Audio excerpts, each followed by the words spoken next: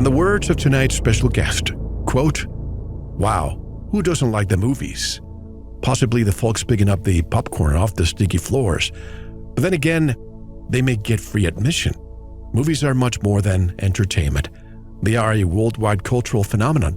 They can be beautiful, wonderful, horrific, shocking, entrancing, mesmerizing. Movies change people's lives. Movies rule people's lives. They tell us how to live. They teach our children. They sell us wars. Their influence is overwhelming. Now, what can I say? I love movies. As a member of the first television generation, I grew up with them. Movies have helped from my worldview and still do. I minored in drama at college and wrote plays. Turner Classic Movies is often the background noise in my office. I enjoy the narratives, the music. It's comfort food. But sadly, time has shown me that there is more to the cinema that meets the eye." Unquote. Tonight, we'll dive into the deep, dark, and mysterious undertones hidden in Tinseltown's biggest films. After years of scholarly research, our special guest has compiled his most read essays, combining philosophy, comparative religion, symbolism, geopolitics, and their connections to film. You will watch movies with new eyes, able to decipher on your own as the secret meanings of cinema are unveiled. You are listening to Veritas. If this is your first time, welcome home. To listen to tonight's full interview and all of our material, join the Veritas family and click on the subscribe button at veritasradio.com. You can make your purchase with a credit card, PayPal, cash, check, money order, and even cryptocurrency. We are now accepting Bitcoin, Litecoin, and Ethereum. Don't forget to visit the Veritas store for focused life force energy, MMS, CBD pure hemp oil, Divina water, pure organic sulfur, flash drives with all our Sanitas and Veritas seasons, and other great products. And if you want to get in touch with Mel, want to be a guest on this radio program, have a guest suggestion, or have feedback, just click on the contact button of our website at veritasradio.com. And if you're listening on YouTube, like, subscribe, and share it. And click the bell to be notified when new interviews are available. And now, here's your host, Mel Hostelrick. Jay Dyer is one of the foremost deconstructors of the hidden agendas and narratives of Tinseltown and its friends. Jay'sAnalysis.com has been a prime mover of the film studies discussion on the internet. Jay is an author, comedian, and TV presenter known for his deep analysis of Hollywood, geopolitics, and culture. His graduate work focused on psychological warfare and film, and he is the author of 2 books, Esoteric Hollywood 1 and 2, and the co-creator and co-host of the television show Hollywood Decoded. He has been featured on numerous popular shows and podcasts and in debates with some of the world's top debaters. His website is Jay'sAnalysis.com. Jay Dyer joins us tonight on Veritas. Hello, Jay, and welcome. How are you? Thank you for having me. I'm doing great. I apologize for the snafu last time. I would have loved to have been with you earlier, but I'm glad to be here now. I appreciate that you are back and that we reconnected. Jay, you're new on Veritas. Let's set the foundation for those who may not know who you are. When did you begin to decode and make an interpretation of the images and symbols that scroll across these all-pervasive screens that dominate our daily lives? It was really something that grew out of just loving movies. I mean, all the way back into, the 80s. I'm a child of the 80s, so I grew up with Star Wars. I grew up with E.T., Spielberg, George Lucas, Indiana Jones, all those kinds of, 80s staples. And then when I was in high school, I was getting more and more into theater. I did a lot of acting. I did a lot of plays in high school and decided that's what I wanted to do. And I lived in a small town, so there wasn't a lot of stuff to do other than movies. I mean, people were either into the arts or you were doing meth or, some kind of drug or something like that because there was nothing else to do. So my buddies and I, we were more artistically inclined. So I got really into the classics. I got really into, the big directors, Kubrick, Scorsese, De Palma, all these different guys. And right around my sophomore, senior year, I started noticing certain themes in movies that I didn't really get. Like, I was already kind of into Oliver Stone at the time, and I'd seen Natural Born Killers, and I knew that it was satire and that kind of stuff. But I noticed that certain movies, like Dick Donner's Conspiracy Theory, they had these themes of like mind control, and then, other films I'd watched, Long Kiss Goodnight, they also had this mind control theme. So I was already kind of prepped for trying to decode film just from being a movie buff back in high school. And then when I went to college, I took a lot of film classes and history classes and philosophy classes, and I started noticing kind of parallels between these worlds.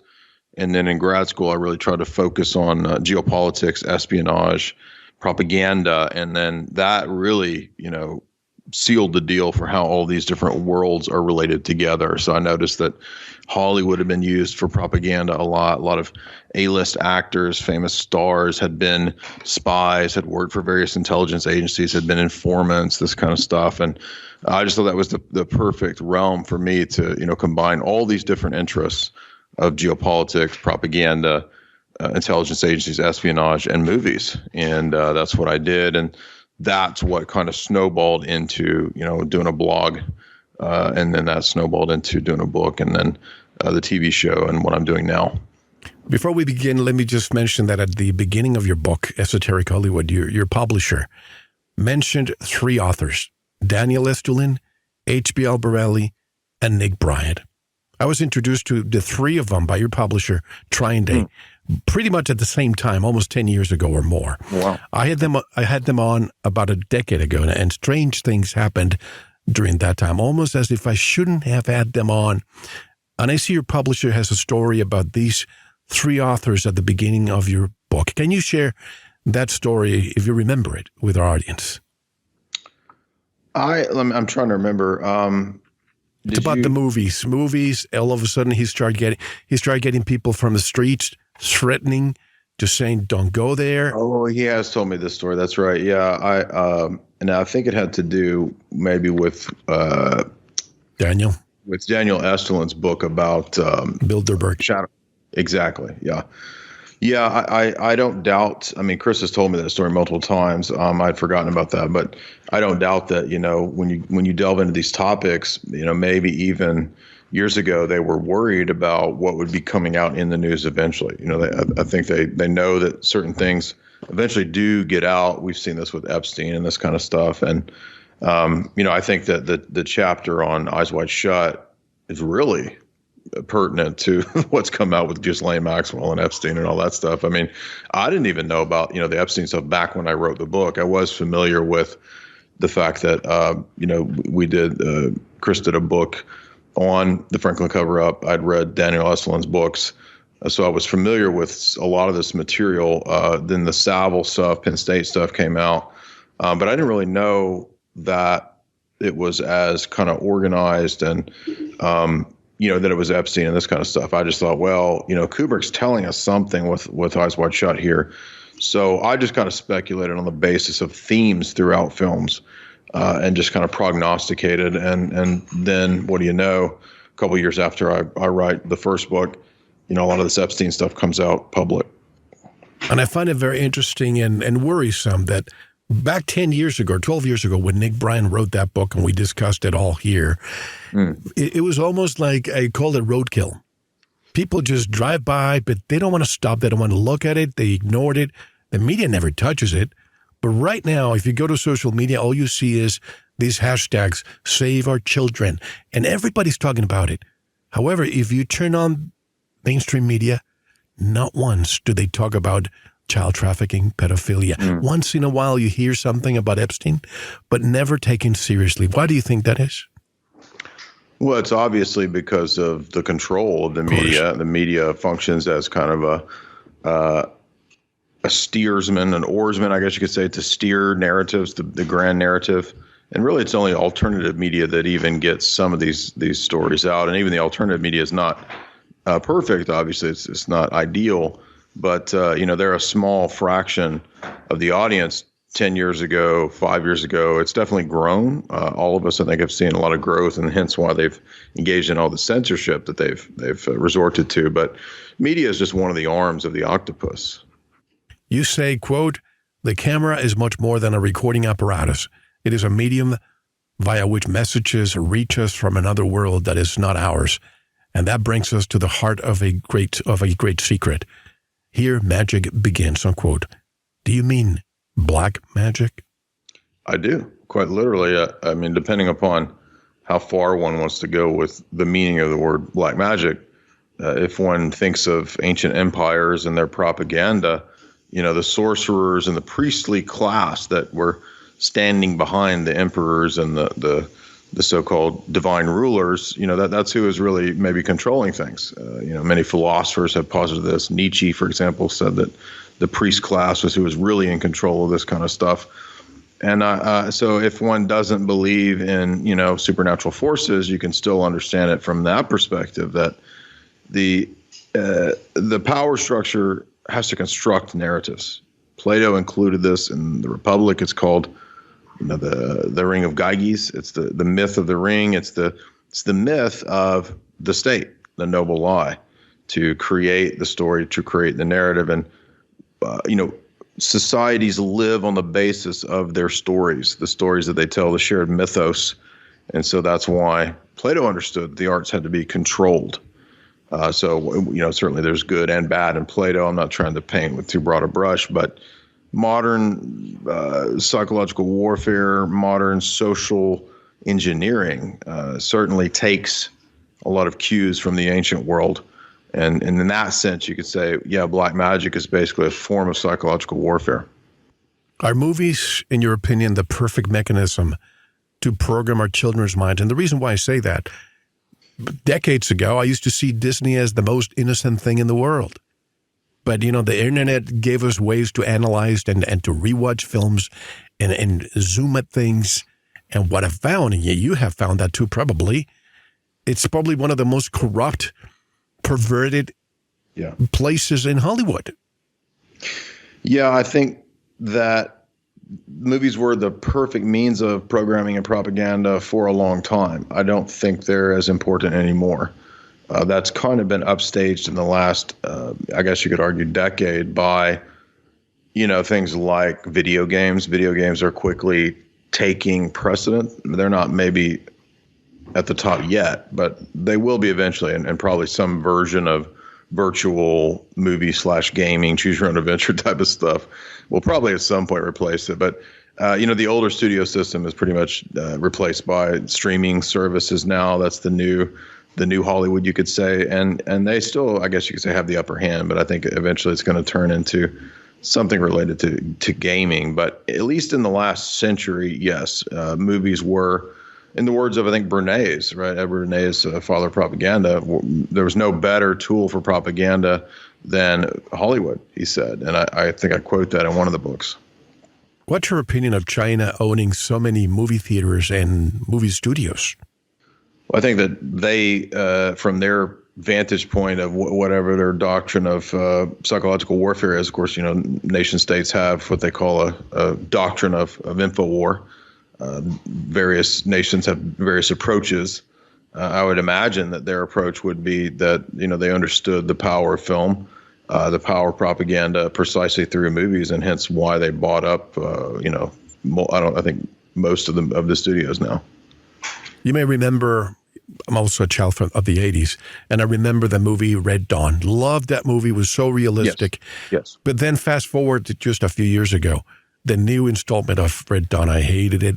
And you probably know this, but they had to redo the movie because it was based on China, and they had to be switched to North Korea. Did you see that? Yeah, I did.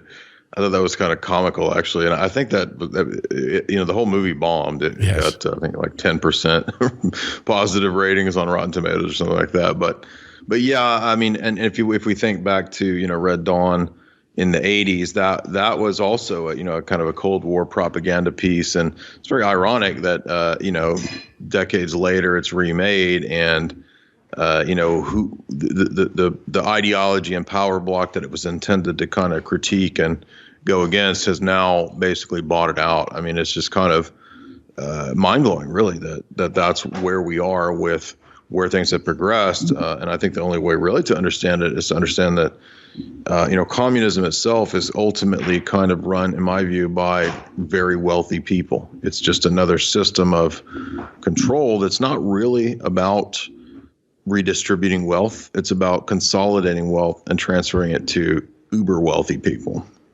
I'm so glad you're saying that, because people think when they hear the words communism or socialism or democratic socialism, they think that this is just such a nice progressive word. But They have to just look at every single failure. I mean, look at Cuba, look at Venezuela.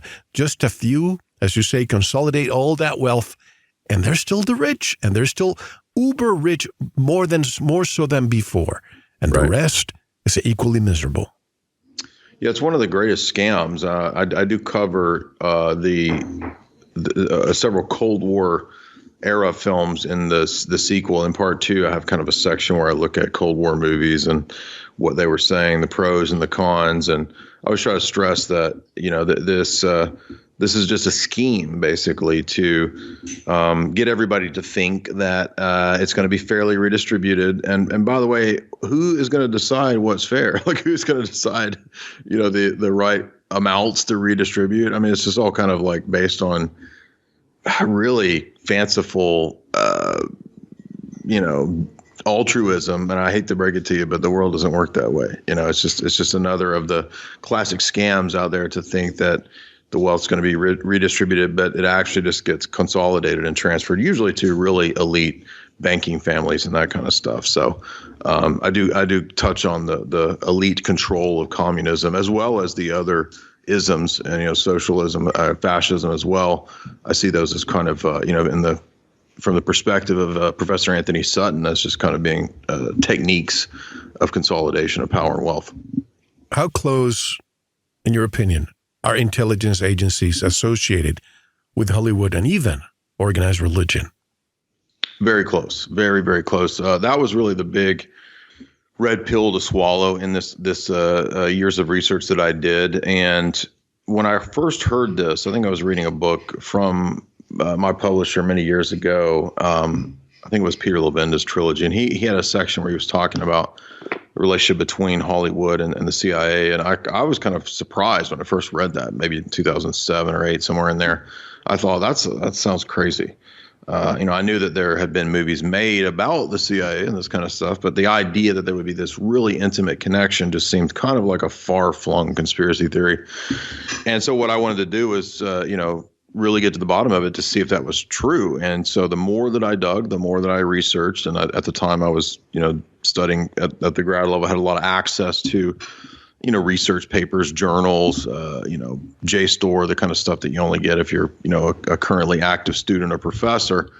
And the more I dove into the history of propaganda, and I really focused on the Bond series, 007, Ian Fleming, his own life, that's a test case for, one of the easiest ways to see the close connection between intelligence agencies and film.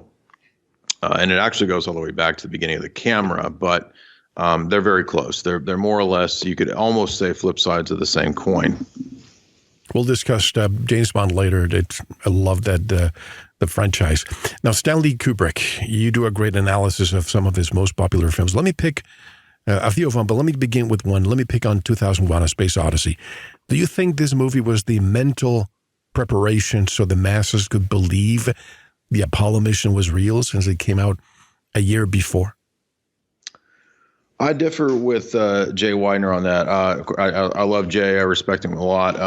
When we did our show, we did a full season, full production show on the basis of my book and his work as well. And one of the areas we disagree much, but one of the areas where we did disagree is over this. I do think Kubrick is dropping hints, but I don't think that is what the movie's about. Neither The Shining nor do we agree on 2001. I see 2001 correctly, as Jay says in his documentary, as a apotheosis of man evolutionary ascent.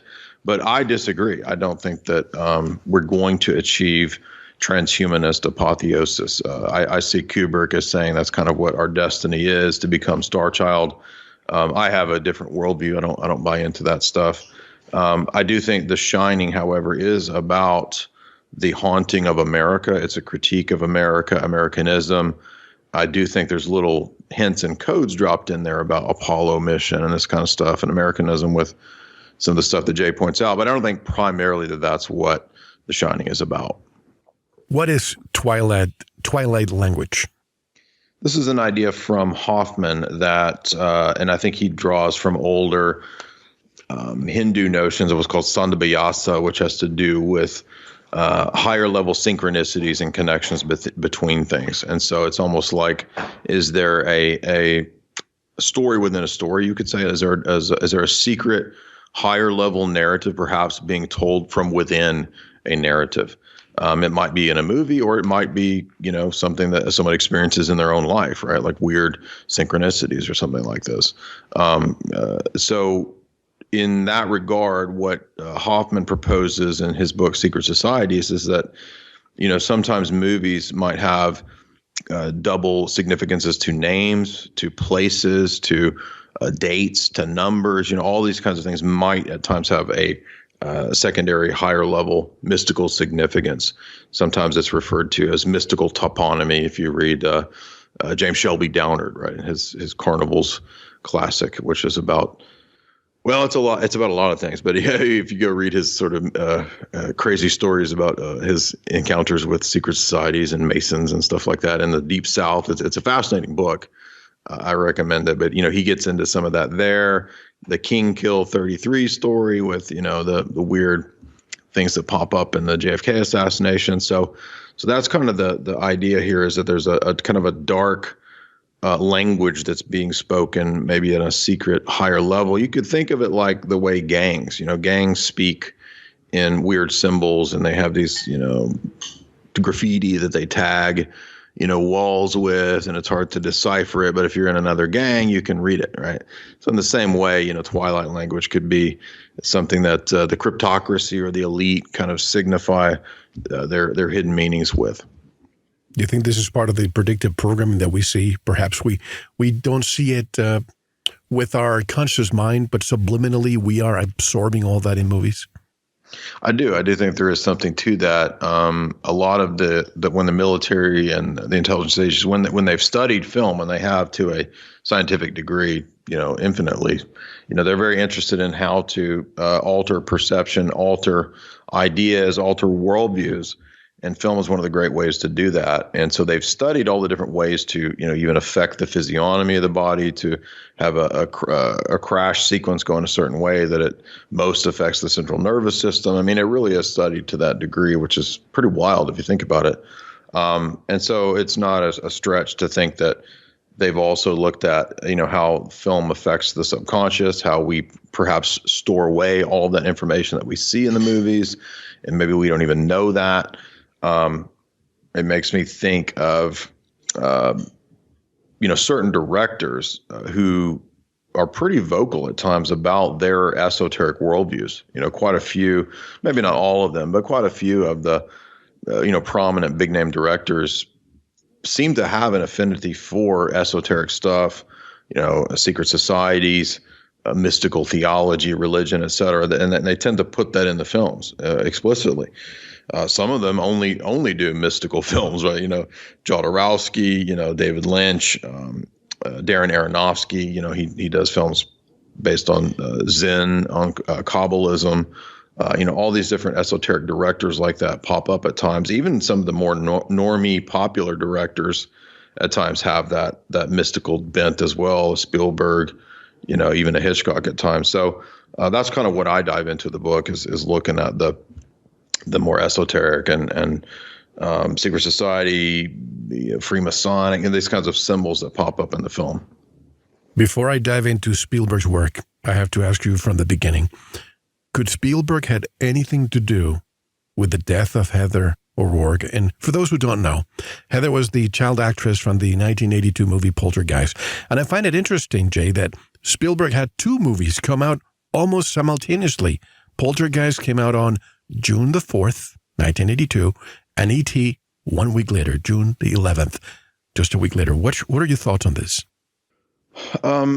And when it comes to her death, I don't typically like to speculate on things that I don't have any evidence of. So I don't know anything about whether he was involved in that death. I mean, I've heard the rumors and the stories about what had happened and all that. So I don't know about that, but I do know that, there were occult consultants on Poltergeist, which is pretty interesting. I know that movies always have consultants. That itself isn't that surprising, but here we're delving into, one of the biggest directors intentionally, having an esoteric, occultic kind of consultation going on in the film. And in the original screenplay, I think I put in the second book, because Poltergeist I do cover in book 2. In the original screenplay, he talks about the beast. So it's the spirit, this entity on the other side of the veil, so to speak, is wanting the children, it seems like in that case, for the beast. So I kind of focus on that in the Poltergeist analysis. But what I really look at Spielberg in terms of is the promotion of the alien mythos. So I see Spielberg as somebody who's really there to intentionally promote and instill the idea of the alien mythology, kind of to replace any of the older notions of the gods or Christianity or the biblical heritage, so to speak. I think Spielberg's job is to replace that with a new alien mythology, and perhaps down the road, a staged alien invasion or something like that. I mean, after what we've seen in 2020, I don't think anything is off the table anymore as a possibility, as the craziest things have gotten. So if we do eventually see some kind of staged alien invasion for an end time scenario or something like that, I would definitely say that Spielberg was one of the top evangelists for that worldview. I have that subject for later. I'm glad you're mentioning it, because I do have some section of this interview that I want to discuss this, especially with all these Navy videos that we're seeing lately in the middle of this COVID-19 thing. These are videos that we discussed years ago, and everybody laughed at them, as they usually do. But Right. now the government is saying that this is real. And all of a sudden, there's this silence and acceptance, almost like saying, yeah, we knew you were right, but, we just couldn't believe it back then. But back to Spielberg for a second. How often do you see the same director or producer releasing movies at the same time? I remember, I think it was 1983, there were 2 Bond movies, Sean Connery and what's the other one? More or less at the same time, the other Bond. I know, there's like the MGM one and then the other one. Correct. What's his name? What's his name from Moonraker? Roger Moore. Roger Moore. So 2 Bond movies come in at the same time because there was a fight between the 2 film companies. But in this case, Kill, yeah, exactly. The View to a Kill, and what was the other one? Something to Die. I know I've got the DVD and I always forget it, but what's ironic about that one is that there's a lot of scenes that are very similar to what is in Temple of Doom. I don't know why that is. Oh, but, really? Indiana Jones? The chase sequence that occurs in Temple of Doom is almost exactly the same as the chase sequence in the MGM Sean Connery that you're talking. They have a chase scene through India. And now it's not India in Temple of Doom. At the beginning, they're in China, but there's a lot of parallels and kind of ripped and borrowed scenes at times. I don't know what the explanation for that is, but maybe laziness on the part of the studios, or maybe more. I don't know. So back to Spielberg for a second. What are the chances of 2 Spielberg movies coming out one week after the other? That is interesting. I don't immediately have a speculation on that, other than my first thought would be, well, that was Spielberg heyday. So, that was like money extravaganza, right? I mean, that would be like no telling how much would have been made at the box office. I mean, Jaws, he had a string of just kind of gold, from Jaws all the way up to E.T. I mean, he was really living high on the hog there. So Close Encounters. Exactly. I'm not sure. That's a great question. I wouldn't venture to know at this point. Which of these 2 Spielberg movies do you think intuitively was instrumental in altering public opinion on the idea of the existence of otherworldly extraterrestrials? Would that be Close Encounters of the Third Kind or E.T.? E.T. I mean, E.T. was just, a mega hit. It went beyond anything anybody expected. Close Encounters is interesting. I think it is a really good film, just strictly as a film. I did a lengthy analysis of it, and it certainly has a lot of predictive programming to do with Denver and, you know, this kind of deep state. And I mean, they even do things like stage a chemical bio release type of thing, which is all, you know, to cover up for what's really going on in Devil's Mountain. But I think you can't surpass E.T. because that reached into the minds of millions of children. You know, I mean, I remember being, a kid in the movie theater, and I'm watching Elliot there, you know, E.T.'s about to die and Elliot's sitting there crying, and, you know, what every kid's crying, right? Yeah. So that has a far more powerful impact, I think, than, you know, Richard Dreyfuss running around playing with his mashed potatoes or whatever. It's like, don't kill the dog and don't kill E.T. That's what kids say. Now, you've seen how U.S. military, namely the Navy, I mentioned, has been releasing UFO footage lately, and it's almost as if people are not surprised. Do you think movies all the way back, probably the 1950s, have served a purpose to acclimate the population, whether they are creating a new false flag, i.e., humanity manufactured and our government-related psyop, or they're truly preparing us for true disclosure? What is your take on this? Well, I do believe there are unexplained phenomena. I don't have any set opinion as to what exactly they always are. I don't claim to know, but I do think that the government, the deep state, likes to take advantage of those things, and so they're going to, and they have been. I think there's ample evidence to prove that they've been concocting a scenario to utilize that phenomenon, both real phenomena and staged fake things, created things, whatever, to eventually usher in some kind of new perspective, new mythos, new narrative. And I came across, there's an academic, actually, named Dr. Brenda Densler. She wrote a book on the UFO phenomenon. And I think I cited it in the second book under the chapter on Shyamalan's Signs movie.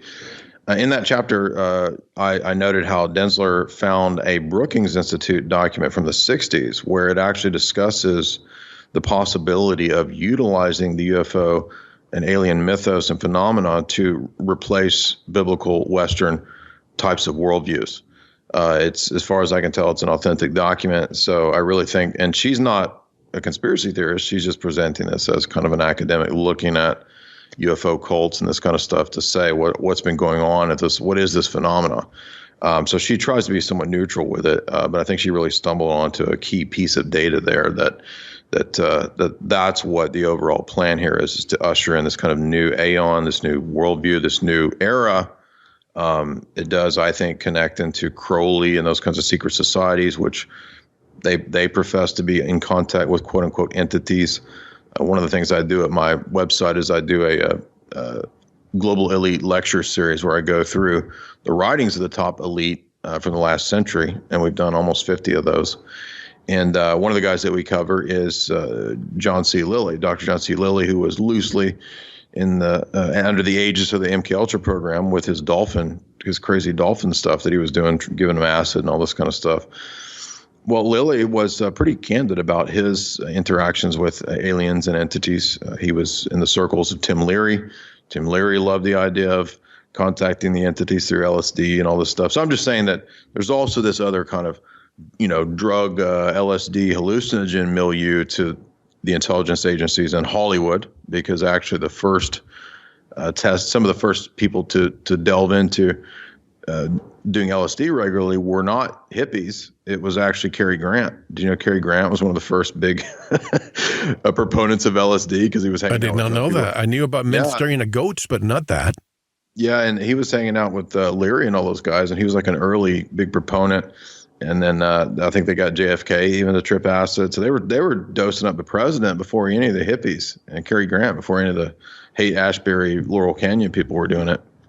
Anyway, point being, that also typically connects into the quote unquote alien stories, because they're always talking about that the entities that they speak to and interact with are the same as the, Clockwork Elves of DMT and Terrence McKenna. That's the same as the aliens. That's the same as the beings, the entities. I see this all as one phenomena that I think the elite do want to capitalize on. But you see what McKenna and Leary and some of they seem to describe interdimensional beings, unless it's just from figments of their imagination. But I tend to believe that, the work of Dr. Rick Strassman, too, on the spirit molecule, I think they could be interacting with entities from other dimensions. And other people say it's extraterrestrial when it could be actually right here vibrating at a different frequency. But I totally believe that's what it is. I mean, I've had bad acid trips. I've seen. Oh, you stuff. have. It's real. I mean, it's not just a mental phenomenon. I mean, there really is something that there's a contact that's occurring. I don't profess to understand it all, but I do think that's what's going on, and I don't think everybody's lying. I mean, there's so many, testaments to this, all the way back to ancient shamanic traditions. Right. You can read Mircea Eliada's big opus on shamanism, the Oxford scholar who wrote a 500-page book on shamanic traditions throughout the whole world, and they all have the same patterns. They all have the exact same structure to being dismembered in the dream state, in the spiritual world, being put back together. Then they come back and they have the power of the deva or the spirit or whatever. After that ritual initiation in the spirit realm, I mean, there's no way that would be a unified process across all these different shamanic cultures, unless there wasn't something spiritual going on here. And they all, some of these civilizations and tribes report dreaming at the same time, coming back, and they all talk about the same dream. So there's something to it. But back to Kubrick for a moment. There's that famous photograph of Kubrick with Illuminist NASA man Arthur C. Clarke and NASA Administrator George Mueller. What do you think they were doing together?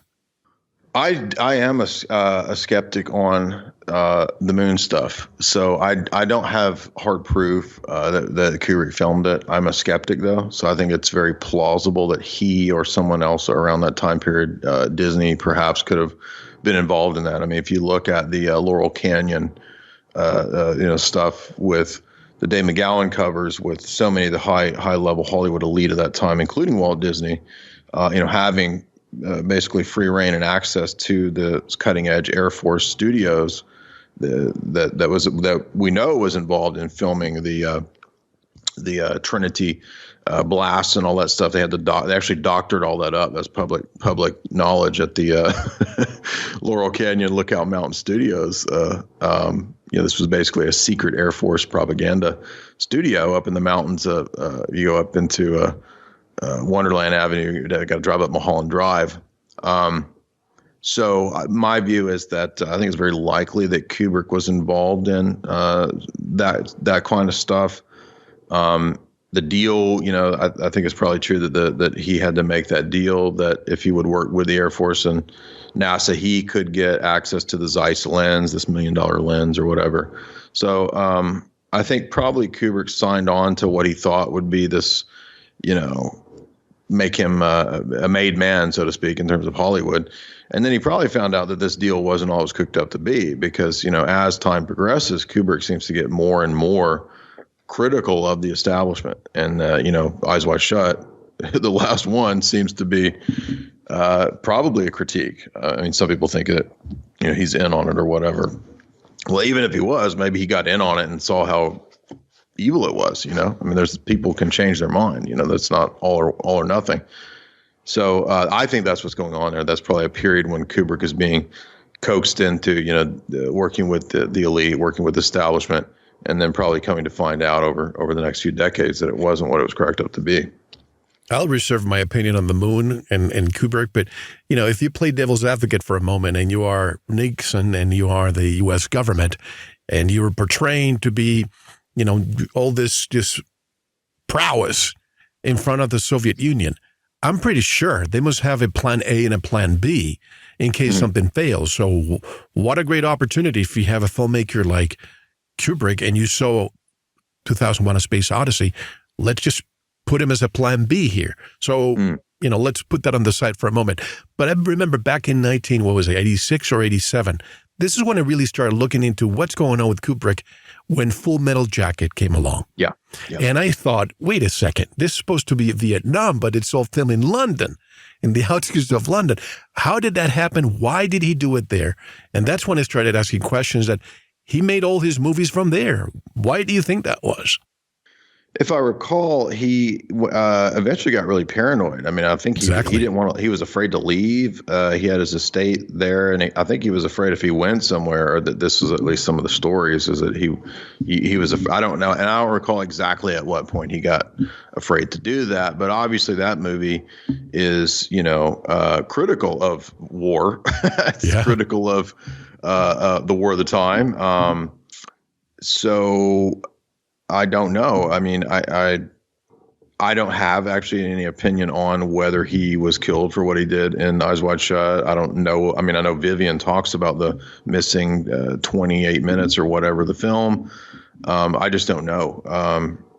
Though that's why what I typically try to do is stick to the narratives themselves. I'm not saying that I don't have any interest in Kubrick's life, but when I do the analysis of the films, I'm really just trying to analyze what's within the narratives. And then if I'm stepping outside of that, like with Tom and Nicole, in the period of Eyes Wide Shut, I'm looking at, what's going on with Scientology and that kind of stuff. So I just don't know. Kubrick's kind of an enigma. He's a strange character. He was a weirdo, a perfectionist. But if you have any enlightenment on why he did that with Full Metal Jacket, you feel free to let me know. But I feel like Clockwork Orange, Full Metal Jacket, these are very critical of the establishment. They are critical of the military-industrial complex, or the medical complex, I guess you could say, with Clockwork Orange. But I think that he's starting to talk about MK Ultra. Clockwork Orange is an MK Ultra type of film. The processes of MK Ultra are basically in many ways similar to the way that military uses boot camp to break people down and this kind of stuff. So if you're going to make these anti-war films, you're going to at times suffer repercussions if the establishment wants war. Wasn't the movie Dr. Strangelove what really opened the doors for him to gain, as you said, the lens and all the funding that he wanted? Probably. I think Spartacus is pretty powerful too. You could argue that that's perhaps where, if he was into Illuminism or an Illuminist, if he was into the sort of outer sphere of the communist idea of, the narrative of Spartacus is obviously kind of a communistic narrative. And, the names, right? Spartacus, Weishaupt, right? This goes right back to the Illuminati narrative, which at its most basic level is communism. So it's possible that, maybe back at that time period early on, Kubrick was into the Marxist ideas of the outer spheres and outer circles of communism and liberalism, progressivism, and the popularity of Marxism and the Reds in Hollywood back at that time. And then maybe as he kind of got deeper and deeper into the power structure, he's starting to realize that, actually, it's not really Marxist at the top of this. It's not really, I'm not really fighting the rich guy. I'm actually working for the rich guy, right? So whereas in the narrative of Spartacus, you're telling the story of the slave revolt, right? When you come up to Eyes Wide Shut, you've got, actually, there's this British lord that's a zillionaire that's got a giant sex cult that runs things. You know what I mean? So maybe he saw that that's actually what's really going on, and it's not the poor masses versus the rich guy that's the proletariat's going to rise up or some nonsense like that. So Kubrick died March 7th, 1999. 4 months later, July 16th, 1999, Eyes Wide Shut was released. Do you think if he had lived to see it, the movie would have been the same? Or do you think that behind the scenes, they took it to the chopping block? Well, the story is that, it was a little much. So something had to be removed. And I think Vivian seems to back that up, his daughter. That seems likely to me. But even what comes out, I was talking to my fiance the other night about this, and we were just laughing that, I don't know what would have been missing. The movie has pretty much everything in it already. So I can't imagine what exactly it was. Maybe it would have pointed out certain people or elites. I don't know. But I think the movie as it is pretty much reveals enough. It tells us everything. It's Epstein, 2 or 3 decades ago. And if you go into the Epstein story, you go back to Robert Maxwell. I mean, Ghislaine's father was pretty much running that operation, the same type of operation of entrapment, honey traps, swallow operation, raven operations, compromise operations back all the way back into the Cold War. That's what he was doing. So I guess he trained, Ghislaine, and Ghislaine hooked up with Jeffrey to run that operation. And it's just so perfect as to what is in Eyes Wide Shut that I can't fathom that Kubrick is not talking about this kind of a thing. I'm not saying he's intentionally mentioning Epstein. I'm not saying that, but I'm saying that type of an operation, which has been around for a long time. I mean, that's what this movie is about. It's obvious. And, the whole point is that the normies, the normal people out there, they just can't grasp this. Tom Cruise represents the most successful normie type of person. He thinks he's at the top of the totem pole. He's a successful doctor in New York. His wife's a successful artist. She teaches art or whatever. So they think they're at the top of the totem pole, and then they find out, there's this whole other world of people way above me. They're not bound by the law. They have at their disposal all the powers of an intelligence agency. They can change the news. They can have me followed and harassed. I mean, they've got just immense wealth beyond whatever I could imagine. They do sex cult operations. They've got, rituals going on. I mean, it's a whole other world that he kind of stumbles into, or is he intentionally being led into it? That's kind of my thesis on the film, is that it's an intentional initiation. Right? The whole point of the film is showing that Tom is being initiated, and it's actually the audience's eyes that are wide shut. That's my take on it. And I think with Epstein, just like people say he didn't kill himself, I don't even think that he's dead. There's too much evidence out there, cameras being off, changing of guards falling asleep, a truck coming in anyway. But Robert Maxwell, I don't even think that he died when they say that he died. Such a powerful player. I mean, I hate to even use the words, but Mossad. I mean, they are here to create an enterprise to help a certain country. But that's a different story. And with Ghislaine Maxwell, the daughter, then you have the sisters, Elizabeth, Isabel, Christine, all involved with coding in programs that are so critical to the intelligentsia.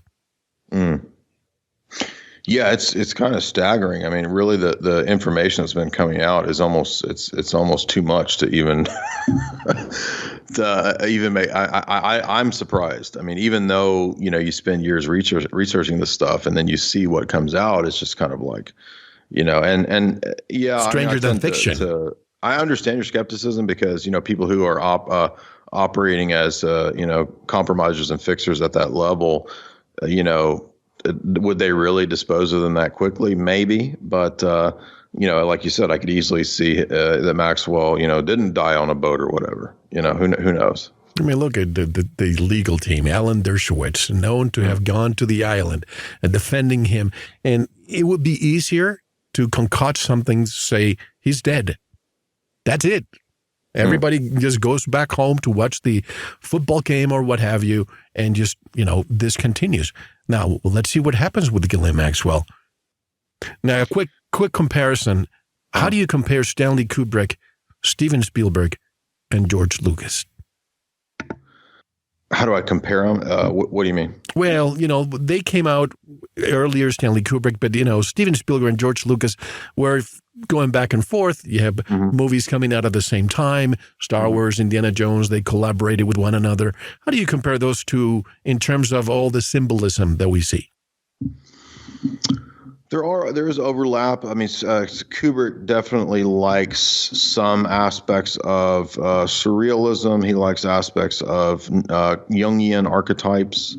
So the most obvious parallel would be Carl Jung, Joseph Campbell. We all know that George Lucas is basically just kind of repeating, Joseph Campbell, which is like watered down Carl Jung. Right. So there is similarity there. You'll notice there are archetypal presentations in Eyes Wide Shut. You've got the Edenic state, the garden dream. You've got, the masks, the initiation, the rituals.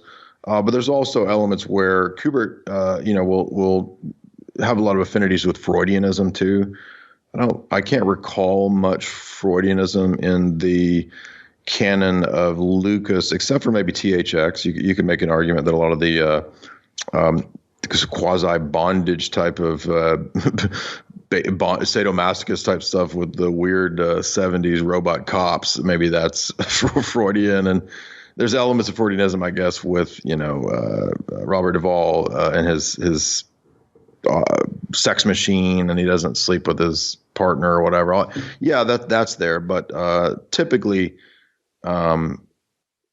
Lucas is in the vein of a Carl Jung, and Kubrick tends over towards a Freud, I would say, pretty consistently throughout their canons.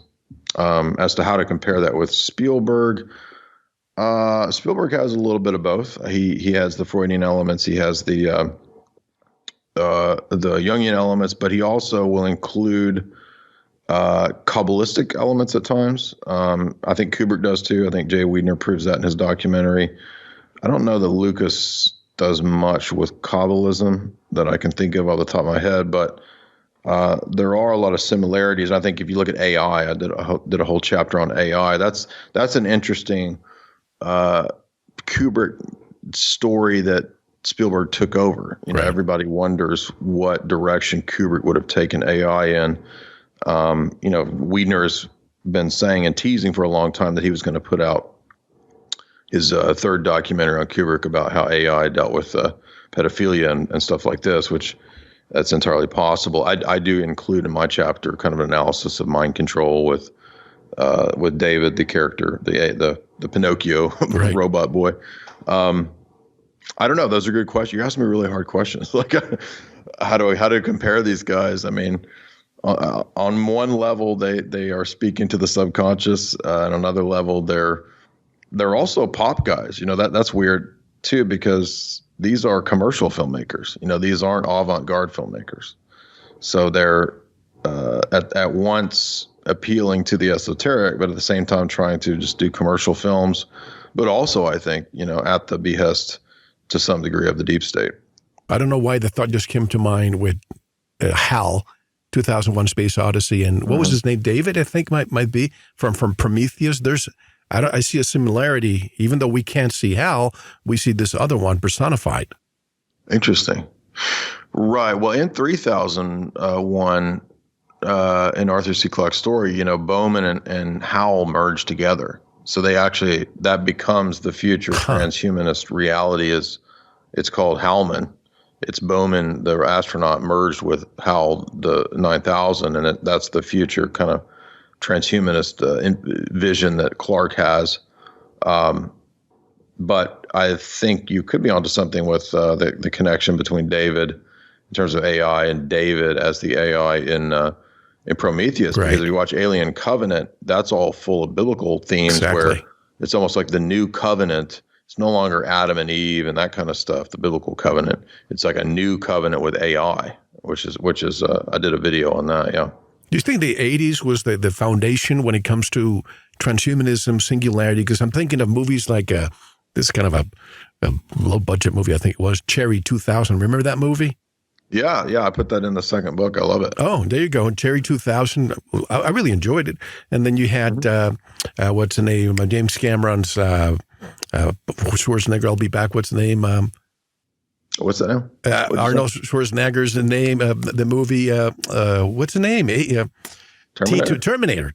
Yeah. You have the 80s is plagued with movies where you're giving life to all these robots, almost as if they're preparing us for a future. That was intentional. You're absolutely right. In fact, I did a whole talk on Annie Jacobson's book about the history of DARPA. Oh, yeah. I love her. She did this 500 pages. So I did that whole book. It was fascinating. And she has a whole section on how the Defense Department, DARPA, they were consulting with Hollywood pretty consistently throughout this whole time. And DARPA was right around the time of the SDI, right? So Star Wars Defense Initiative, this comes out of Bohemian Grove. So it makes perfect sense that, right after SDI, you would get this promotion of the kind of Skynet stuff, because they were actually talking about creating, Skynet and the Terminator style stuff back in the early 80s. And I do think that eventually that's why they chose that series as a vehicle. Because the first one was like a noir kind of almost B movie. If you watch the first Terminator, it's a good movie, but it wasn't, this super mega blockbuster like T2 was. And if you watch T2, they really ramp it up. Oh, yeah. And it, Skynet is this future, AI system that runs everything. And yeah, I would say that because of the SDI and the rise of robotics at that time, you just see this explosion of AI transhumanist movies in the 80s. Absolutely.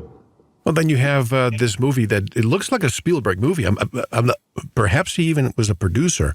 Eagle Eye, 2008.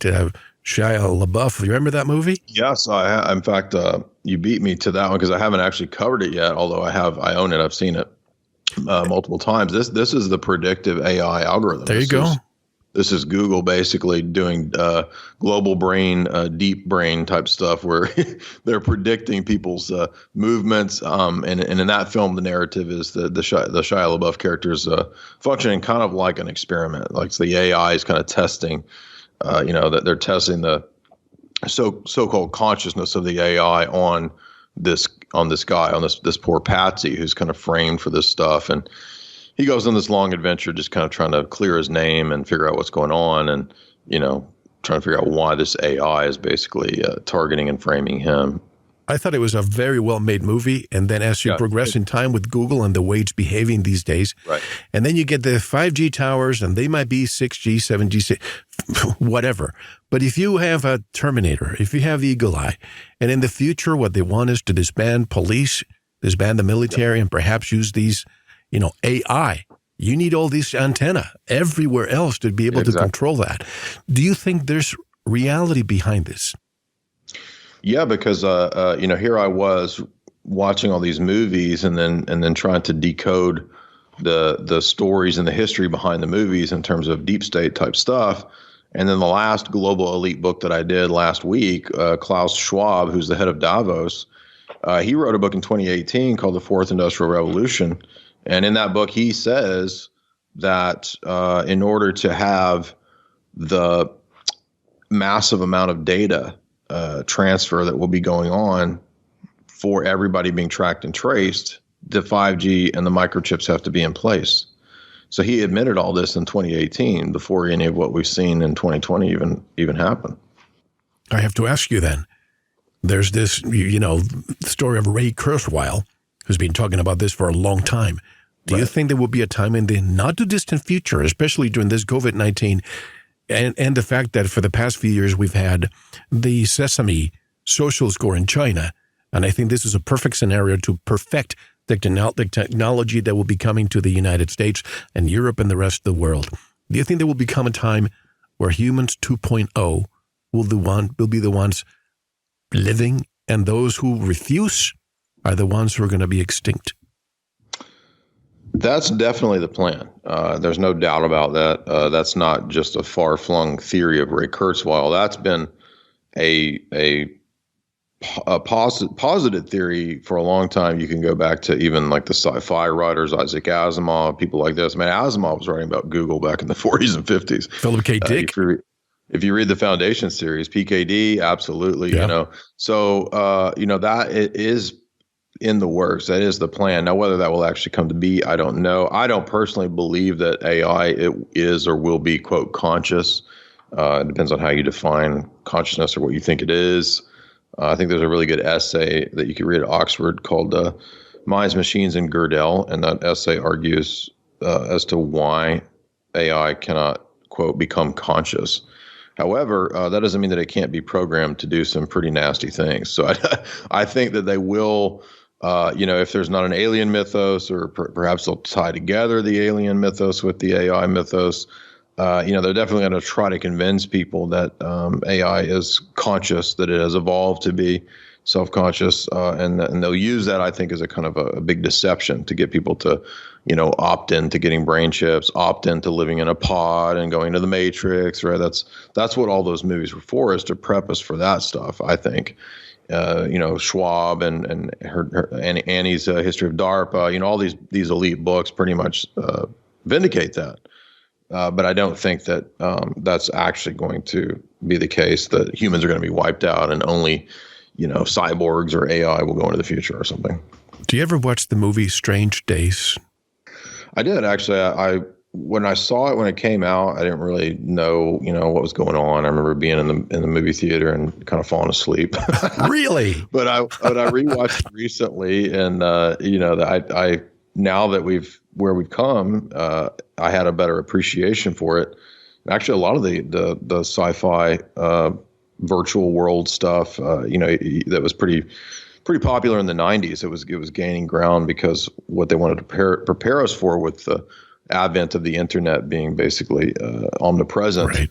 I have gone back and watched a lot of these 90s hacker virtual world movies, and there's quite a bit in those too. I mean, you'll find them referencing the Illuminati. They'll be referencing the New World Order. They'll be referencing, microchips, brain chips. All that stuff was all there in the 90s.